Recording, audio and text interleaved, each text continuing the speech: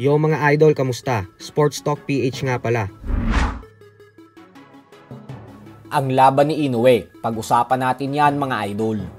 Ngunit bago ang lahat ay huwag kakalimutang mag-subscribe at i-click ang notification bell button for more sports talk. So naganap na nga po ang inaabangang pagbabalik ng current undisputed super bantamweight world champion Japanese monster na Naoya Inoue sa Amerika, kung saan hinarap niya ang part-time boxer and Uber driver na si Ramon Cardenas. At dito nga po ay nagulat ang lahat dahil nagawang pabagsakin ni Cardenas si Inoue matapos sumapol sa mismong muka ni Inoue ang solidong counter ni Cardenas sa second round ng kanilang laban. Ito po ang pangalawang pagbagsak ni Inoue sa kanyang buong professional boxing career. Subalit dahil nga po dito ay tila nagising si Inoue at mas lalong nanggigil. Kaya naman sa mga sumunod na rounds ay binugbog na nito ng husto si Cardenas hanggang sa nagawa niya na din itong pabagsakin sa 7th round. At tuluyan niyang nakuha ang panalo via 8th round technical knockout. Dahil sa panalong ito ni Inoue ay umabante na ang kanyang napakalinis na undefeated record sa 30 wins with 27 knockouts at walang talo.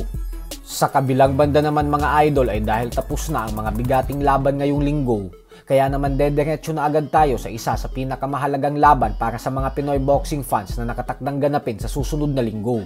At yan nga po ay walang iba kundi ang world title fight sa pagitan ng ating pambato na si undefeated WBO number 1 super featherweight contender Charlie Suarez at ng current WBO super featherweight world champion Emmanuel Navarrete. Tandaan po natin na bukod sa pagkakataon nito ni Suarez para maging isang ganap na world champion, ay pagkakataon din po ito para sa kanya gumawa ng record bilang kauna-unahang Pinoy na maging kampiyon sa super featherweight division makalipas ang halos 2 dekada.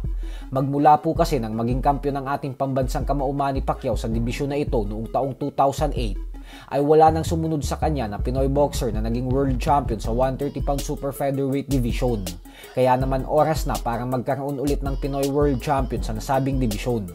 Subalit syempre hindi po ito magiging madaling hamon para kay Suarez dahil alam naman nating lahat kung gaano katibay itong si Emmanuel Navarrete, dahilan kung bakit isa siyang 3-division world champion.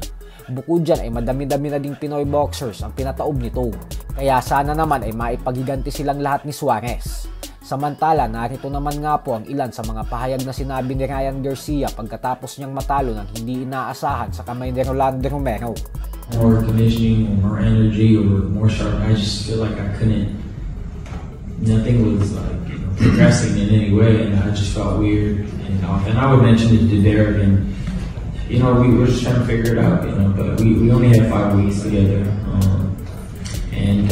yeah, I mean, it's just one of those things where I was like, man, I don't know what's going on. Like, I don't know why I can't get no, I guess progressive,